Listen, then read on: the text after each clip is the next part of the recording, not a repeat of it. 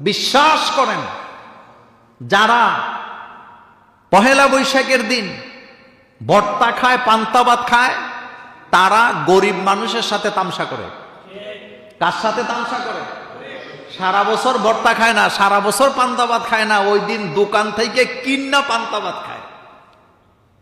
সারা জীবন আমরা দেখেছি পান্তা ভাত হচ্ছে কৃষকদের প্রিয় জাতীয় খাবার।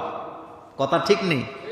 কৃষকের ছেলে মেয়ে তার স্ত্রী একটা গামছা দিয়ে ওই প্লেটগুলাকে সুন্দর করে বেঁধে একটা কাঁচামরিচ, একটু কি বলে পেঁয়াজ, একটা পেঁয়াজ, তারপরে কতগুলা পান্তা ভাত নিয়ে জমিনের আইলে দিত, সারা বছর সেটা খায়। আর এখন বড় লোকেরা পান্তা ভাত খাওয়ার খুব ভালোবাসা জাগছে, সেটা কোন দিন? পহেলা বৈশাখের দিন। বলেন সেটা কোন দিন?